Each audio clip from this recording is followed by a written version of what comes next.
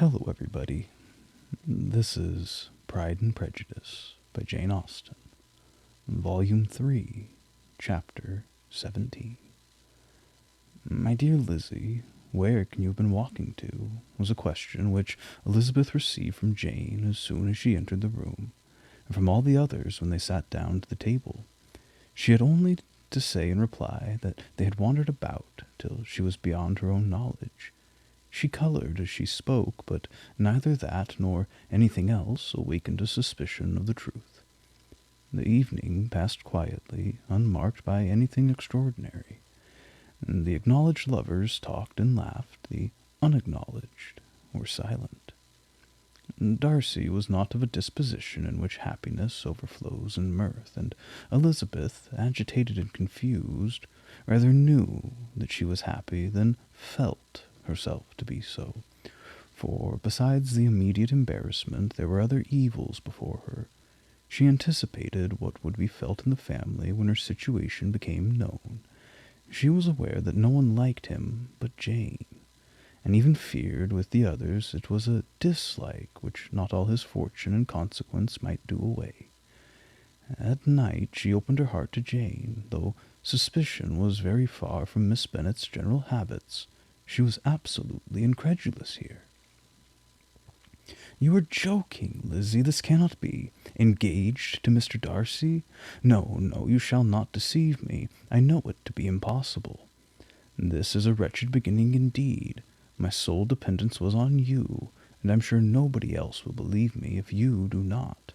Yet indeed I am in earnest. I speak nothing but the truth. He still loves me, and we are engaged." Jane looked at her doubtingly. "Oh, Lizzie, it cannot be.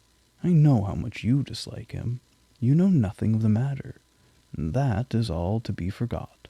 Perhaps I did not always love him so well as I do now. But in such cases as these, a good memory is unpardonable. This is the last time I shall ever remember it myself." Miss Bennet still looked all amazement. Elizabeth again and more seriously assured her of its truth.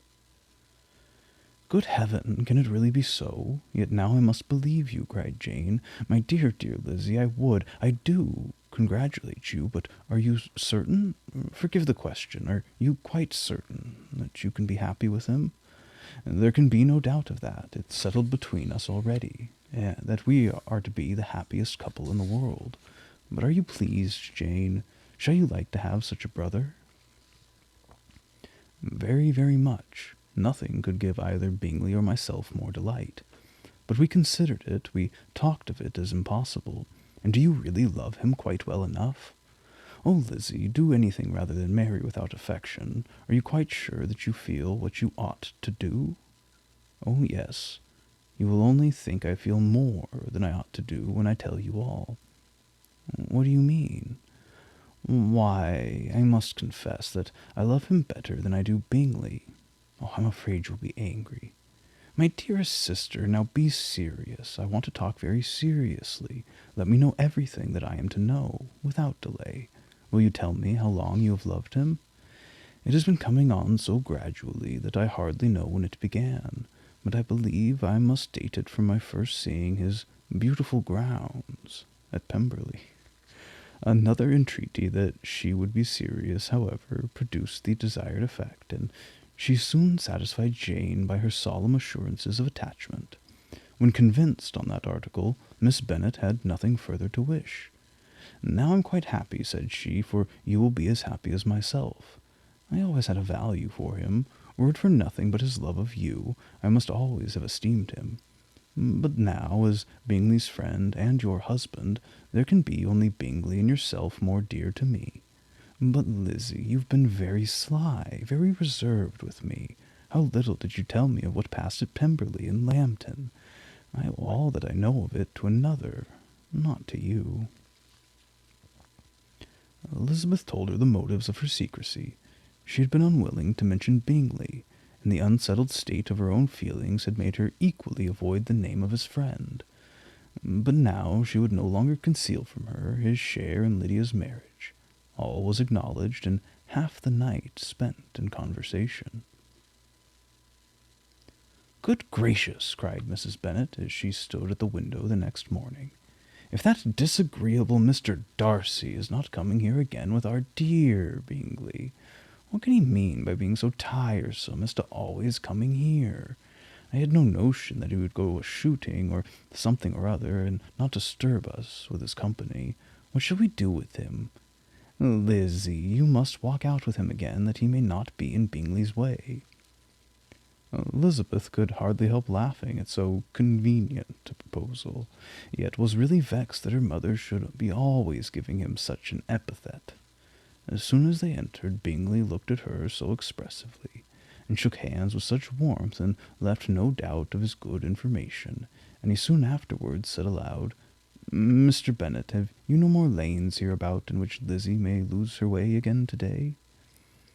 I advise Mr. Darcy and Lizzie and Kitty, said Mrs. Bennet, to walk to Oakham Mount this morning. It's a nice, long walk, and Mr. Darcy has never seen the view. It may do very well for the others, replied Mr. Bingley, but I'm sure it will be too much for Kitty. Won't it, Kitty? Kitty owned that she had rather stay at home. Darcy professed a great curiosity to see the view from the mount, and Elizabeth silently consented. As she went upstairs to get ready, Mrs. Bennet followed her, saying, I'm quite sorry, Lizzie, that you should be forced to have that disagreeable man all to yourself, but I hope you will not mind it.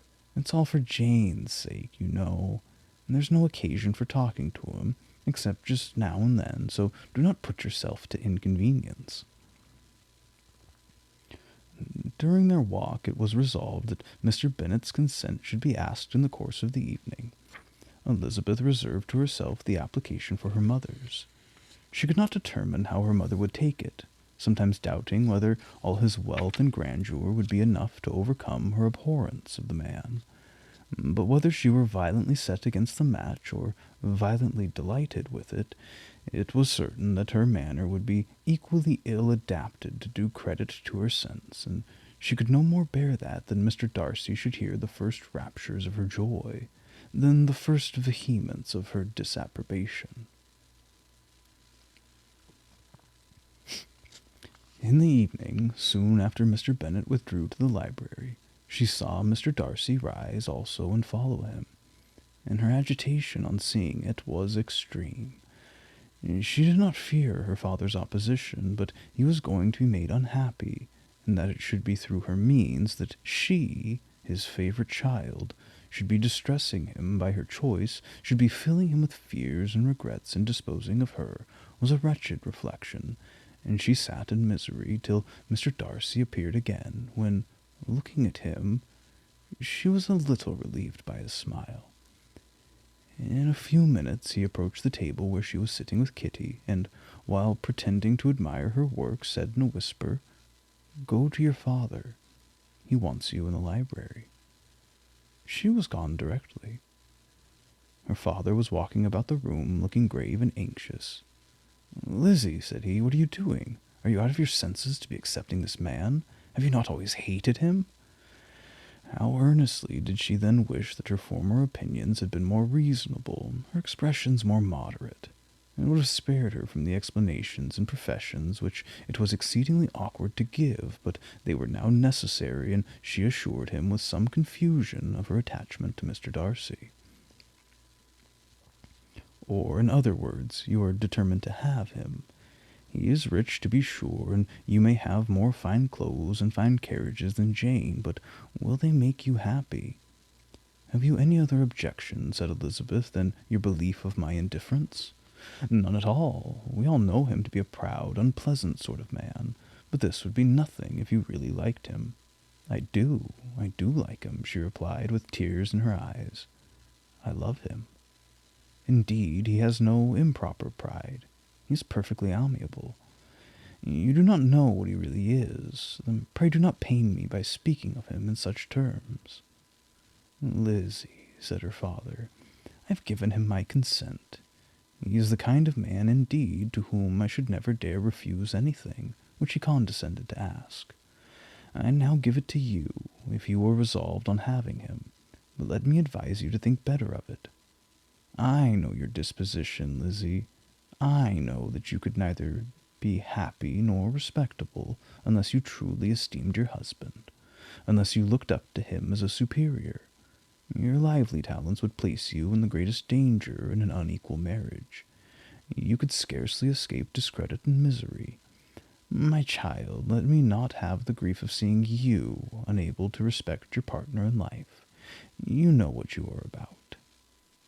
Elizabeth, still more affected, was earnest and solemn in her reply, and at length, by repeated assurances that Mr. Darcy was really the object of her choice, by explaining the gradual change in her estimation of him had undergone, relating her absolute certainty that his affection was not the work of a day, but had stood the test of many months' suspense, enumerating with energy all his good qualities, she did conquer her father's incredulity, and reconcile him to the match. "Well, my dear," said he, when she ceased speaking, "I have no more to say. If this be the case, he deserves you. I could not have parted with you, my Lizzie, to any one less worthy." To complete the favorable impression, she then told him that Mr. Darcy had voluntarily done for Lydia. He heard her with astonishment. This is an evening of wonders indeed. And so Darcy did everything, made up the match, gave the money, paid the fellow's debts, and got him his commission. So much the better.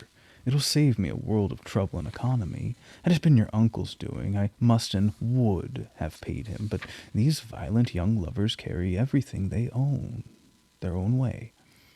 I shall offer to pay him tomorrow. He will rant and storm about his love for you, and there will be an end of the matter. He then recollected her embarrassment a few days before on his reading Mr. Collins's letter, and after laughing at her for some time, allowed her at last to go, saying as she quitted the room, "If any young men come for Mary or Kitty, send them in, for I am quite at leisure." Elizabeth's mind was now relieved from a very heavy weight, and after half an hour's quiet reflection in her own room, she was able to join the others with tolerable composure. Everything was too recent for gaiety, but the evening passed tranquilly away. There was no longer anything materially to be dreaded, and the comfort of ease and familiarity would come in time. When her mother went up to her dressing-room at night, she followed her, and made the important communication. Its effect was most extraordinary, for, on first hearing it, Mrs. Bennet sat quite still, and unable to utter a syllable. Nor was it under many, many minutes that she could comprehend what she heard, though not in general backward to credit what was for the advantage of the family, or what came in the shape of a lover to any of them. She began at length to recover, to fidget about in her chair, get up, sit down again, wonder, and bless herself. Good gracious, Lord bless me, only think, dear me, Mr. Darcy, who would have thought it? And is it really true? Oh, my sweetest Lizzie, how rich and how great you will be! What pin money, what jewels, what carriages you will have! James is nothing to it, nothing at all. I'm so pleased, so happy, such a charming man, so handsome, so tall. Oh, my dear Lizzie, pray apologize for my having disliked him so much before. I hope you will overlook it. Dear, dear Lizzie, a house in town, everything that is charming, 3 daughters married, 10,000 a year. Oh, Lord, what will become of me? I shall go distracted. This was enough to prove that her approbation need not be doubted, and Elizabeth, rejoicing that such an effusion was heard only by herself, soon went away. But before she had been 3 minutes in her own room, her mother followed her. "My dearest child," she cried, "I can think of nothing else. 10,000 a year, very likely more. 'Tis as good as a lord, and a special license. You must and shall be married by a special license. But, my dearest love, tell me what dish Mr. Darcy is particularly fond of, that I may have it tomorrow." This was a sad omen of what her mother's behavior to the gentleman himself might be, and Elizabeth found that, though in a certain possession of his warmest affection and secure of her relations' consent, there was still something to be wished for. But the morrow passed off much better than she expected, for Mrs. Bennet luckily stood in such awe of her intended son-in-law that she ventured not to speak to him, unless it was in her power to offer him any attention, or mark her deference for his opinion. Elizabeth had the satisfaction of seeing her father taking pains to get acquainted with him, and Mr. Bennet soon assured her that he was rising every hour in his esteem. "I admire all three sons-in-law highly," said he. "Wickham, perhaps, is my favourite, but I think I shall like your husband quite as well as Jane."